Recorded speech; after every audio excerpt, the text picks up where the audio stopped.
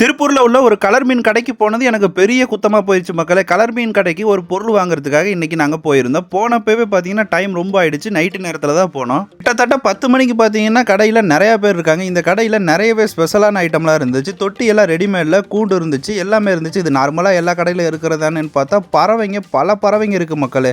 ஒரு பறவை தாவுது, ஓடுது, கத்துது. கீழே பார்த்தா முயலை இது வரைக்கும் சாப்பிட்டு தான் பார்த்துருக்கேன். இங்க பார்த்தா அழகா இருக்கு. அது மட்டும் கிடையாதுங்க, கோவக்கார பூனை மட்டும் கிடையாது, அவங்க கேங்கே இருந்துச்சு அந்த இடத்துல. இந்த இடத்துல ஒரு பறவை கெட்ட வார்த்தை பேசுறதான்னு தெரியல, என்னை பார்த்து ஓடி கத்திக்கிட்டு இருந்துச்சு. அதுக்கப்புறம் பார்த்தா மீன் எல்லாம் தாறுமாறுங்க, சரியான மீன் கலெக்ஷன், எல்லாமே சூப்பரா பார்க்க அழகழகா இருந்துச்சு.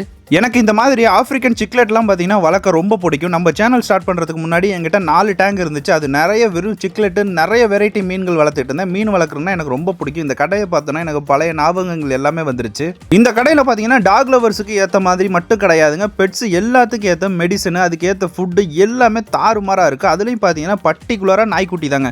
நாய்க்குட்டிக்கு ஏற்ற எல்லா ஐட்டமும் இது ஒரு கடையிலேயே உங்களுக்கு கிடச்சிடும். கிட்டத்தட்ட பார்த்தீங்கன்னா இந்த கடைக்கு நான் வந்து 2 வருஷம் ஆயிடுச்சுங்க. இந்த கடையில் தான் நான் என்னோட மீன் தொட்டி எல்லாமே செஞ்சு வாங்கினேன். இந்த கடைக்கு வந்ததில் எனக்கு ஒரு பிரச்சனை நடந்துருச்சு. என்னன்னு பார்த்தீங்கன்னா, மறுபடியும் எனக்கு ஏதாவது செல்லப்பிராணி வளர்க்கணும்னு ஆசை வந்துருச்சு.